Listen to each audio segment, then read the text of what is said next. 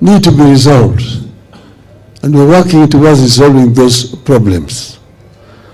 Finally, you heard me recently talking about devolution.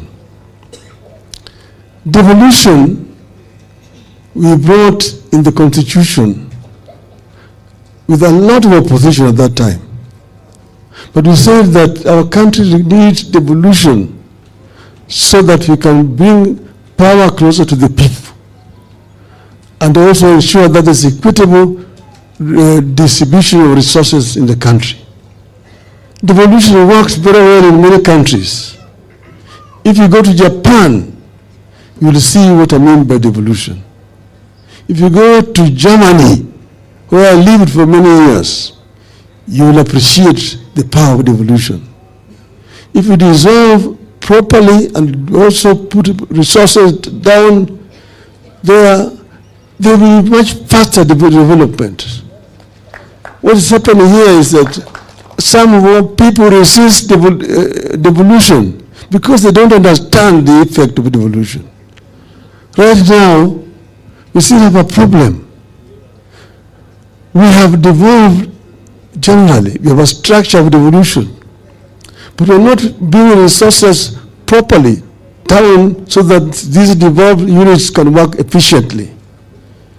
You see, now they're saying, and the other time this week, they're saying that nearly 50% of money going to the counties is going to salaries, and that only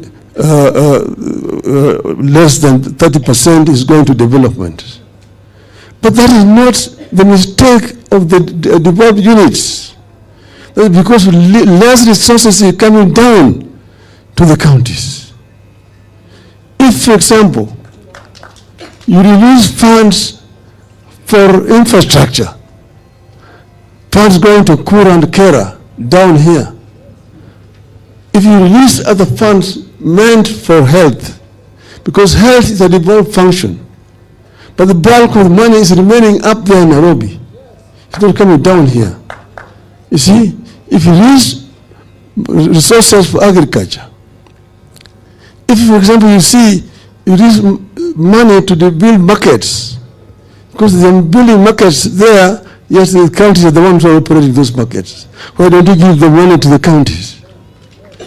If, for example, affordable housing should be responsibility of the counties, release the money to the counties, then you will not be talking about 15%. You will be releasing over 35% of funds to the counties, and there will be development. You don't want to blame governors because you're not giving them resources.